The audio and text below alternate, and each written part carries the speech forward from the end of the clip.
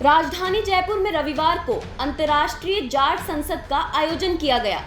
कार्यक्रम में मौजूद द फैक्ट इंडिया चैनल के डायरेक्टर विकास सिरोही ने अपने उद्बोधन में कहा कि युवाओं को एक अच्छी और सकारात्मक सोच को लेकर आगे बढ़ना चाहिए, वहीं समाज के मुद्दों में भी गंभीरता से सोचना चाहिए। किसी भी महान शख्सियत को जब वो बड़ा बनता है तो उसकी खुद की तो मेहनत होती है, लेकिन बहुत सारे लोगों का भी उसमें बहुत योगदान होता है। छोटी छोटी नदियों से मिलकर ही समुद्र बनता है। समुद्र की तरह विशाल, दीर्घ, गंभीर मेरे सम्मानित मंच को नमन करता हूं। अपने प्यार, विश्वास व समर्पण से नदियों के जल की तरह समुद्र को भरने वाले आप सब भाइयों का अभिनंदन करता हूं। प्रेम और विश्वास से परिपूर्ण अपनी मातृ शक्ति का नमन करता हूं। वैसे तो मेरी पत्नी शक्ति भी यहाँ बैठी हैं, उनको तो नमन करना ही पड़ता है, लेकिन उनको तो मेरे को महीने में 3 शब्द भी बोलने पड़ते हैं। क्या है वो 3 शब्द? गलती मेरी थी, तो घर सही चलता है। मेरे इन दोनों भाइयों को मैं विश्वास दिलाता हूं कि मेरा प्रेम और सहयोग कभी भी इनके लिए कम नहीं होगा। इनकी तारीफ मैं क्या करूं, आप सब लोगों को पता है कि समाज के लिए इनका समर्पण और जज्बा कितना बड़ा है। दोस्तों, हीरे को जब परखते हैं, जब हीरा बनता है, पत्थर कभी हीरे नहीं बनते।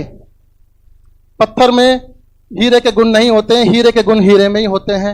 इसीलिए हीरे के पत्थर को जब रगड़ा जाता है, जब भी वो हीरा बनता है। ऐसे ही जाट नहीं बनता। जाट बनने के लिए भी जाट वाले गुण होने चाहिए। जाट बनने के लिए शहीद भगत सिंह जैसा जज्बा होना चाहिए। जाट बनने के लिए तेजाजी जैसी सत्यनिष्ठा होनी चाहिए। जाट बनने के लिए धन्ना भगत जैसी भक्ति होनी चाहिए। जाट बनने के लिए चौधरी चरण सिंह जैसा व्यक्तित्व होना चाहिए। जाट बनने के लिए महाराजा सूरजमल जैसी साहसी होना चाहिए। और जाट बनने के लिए चौधरी देवीलाल जैसी त्याग की भावना होनी चाहिए, जिन्होंने प्रधानमंत्री जैसा पद भी ठुकरा दिया था। मेरे दोस्तों, इन पूर्वजों पे, इन नायकों पे और इन आदर्शों पे हमारे को गर्व है, लेकिन मैं चाहता हूं ऊपर बैठे हुए इन हमारे पूर्वजों, इन नायकों को हम पर भी गर्व हो। हम ऐसा काम करें कि उनका ऊपर भी वो बैठे हुए नाच से उनका सीना फूल जाए। समाज में सभी जाट भाई हैं। 36 कौम इस समाज के साथ मैं चाहता हूं कि जुड़े। समाज के अंदर आदमी को ब्राह्मण का व्यक्तित्व भी होना चाहिए, जो समाज को पढ़ाई के प्रति जागरूक करे। समाज में बनिया प्रवृत्ति के लोग भी होने चाहिए, जो समाज को आर्थिक रूप से मजबूती प्रदान करें। समाज में सुनार भी होना चाहिए, जो आदर्शों को गढ़ सके, अच्छे आदर्शों के प्रति गढ़ सके लोगों को। और समाज के अंदर लोहार भी होना चाहिए, जिन रीति रिवाजों में, जिन बेड़ियों में जकड़े हुए उन बेड़ियों को वो काट सके। ऐसे महानुभाव, ऐसे जाट हमारे समाज में होने चाहिए। एक शिक्षक 7वीं कक्षा के बच्चों को पढ़ाता है। इसका मतलब ये नहीं है कि वो बाकी जो कक्षा के बच्चे हैं उनसे वो नफरत करता है। वो चाहता है कि जब रिजल्ट आए तो मेरी कक्षा के बच्चों का योगदान बहुत अच्छा हो। ऐसे ही हम 36 कौम से प्यार करते हैं।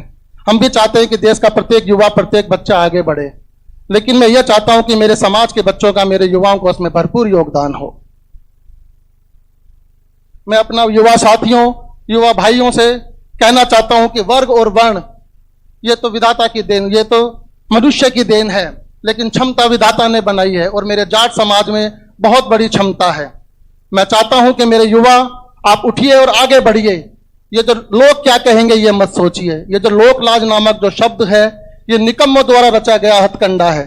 जिसको कुछ नहीं करना होता वो ये कहता है कि साहब लोक लाज, लोग क्या कहेंगे, लोग क्या कहेंगे। इसलिए आगे बढ़िए, मेहनत करिए और अपने आप को आगे बढ़ा के अपने देश और समाज का नाम रोशन कीजिए। आपके माता पिता आपका भला चाहते हैं, वो कभी भी नहीं चाहते कि आप समाज में पिछड़ के रहें। कभी सोचा है आपने कि जिस समुद्र की धारा, जिस जल की धारा समुद्र की ओर बहुत तेजी से भगती है और जाके वो वहां जाके समुद्र में मिल जाती है, वो समुद्र उसके पूरे अस्तित्व को खत्म कर देता है। और जो धरती तटबंध बना के उस जल की धारा की रक्षा करती है, जो धरती तटबंध बना के उस जल की धारा करती है, वो उससे दूर भागता है। ऐसे हमारे माता पिता, युवाओं, वो हमारा भला चाहते हैं, हमारे बुजुर्ग हमारा भला चाहते हैं। मैं चाहता हूं कि आपका परिवार की तरफ आप रखें।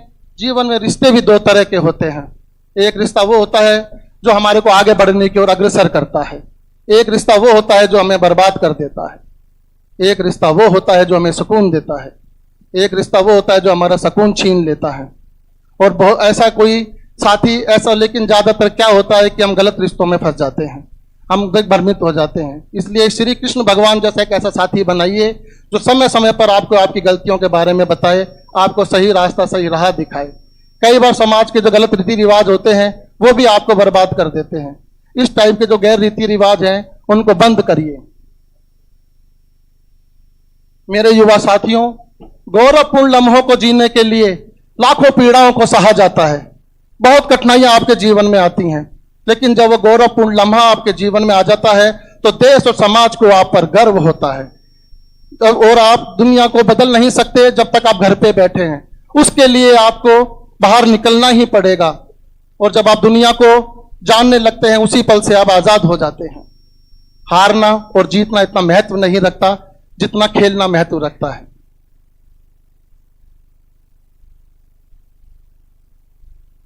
हारना और जीतना उतना महत्व नहीं रखता जितना जीतना महत्व रखता है। जीवन वो नहीं है जो आपको मिला है, जीवन वो है जो आप बनाते हैं। अच्छी योजना बनाइए। एक राज्य के अंदर 20 साल के लिए राजा बनाया जाता था और 20 साल बाद उसको जंगल में भेज दिया जाता था, जहां जाके वो अपने जीवन को सरवाइव नहीं कर पाता था। कई बार जंगली जानवर खा जाते थे, कई बार मौसम की मार होती थी, तो वो जल्दी ही अल्प अवस्था में वो मृत्यु को प्राप्त करता था। ऐसे एक युवा साथी को 20 साल के लिए वहां का राजा बनाया गया। जब वो राजा बना 10 साल तो उसने अच्छा राज करा, लेकिन 10 साल के बाद में उसने ऐसी व्यवस्था करी कि उसने जंगल तक की सड़क बना दी, जंगल में महल खड़े कर दिए, जंगल में व्यापारिक स्थितियां पैदा कर दी। जब 20 साल बाद उसको छोड़ा गया तो जाके वो जंगल में आराम से रहा और उसने आगे अपना जीवन भरपूर जिया। आप भी ऐसी योजना बनाइए कि आने वाले समय में कोई भी गलत चीज आपको नहीं मिले, आपका जीवन सुचारू रूप से बहुत ही बढ़िया चले। अभी मैं कुछ दिन पहले की बात आपको बताना चाहता हूं। एक आदमी मेरे घर आया, उसने घंटी बजाई, तो मैंने कहा बोलो भाई क्या काम है? बोले आपसे मिलना है। मैंने कहा अंदर आ जाओ। तो बोला कुत्ता तो नहीं है घर में? मैंने कहा जाट के घर में कुत्ता नहीं होता, शेरों की रक्षा कुत्ते नहीं करते हैं। जाट का घर है भाई, जाट के घर आराम से आ जा। हम एक मजबूत कौम के सिपाही हैं। एक फूल अच्छा लगता है, बहुत सारे फूल भी अच्छे लगते हैं, लेकिन जब वो एक माला में उनको पिरो दिया जाता है तो एक खूबसूरत माला बन जाती है जिसको भगवान भी स्वीकार करते हैं।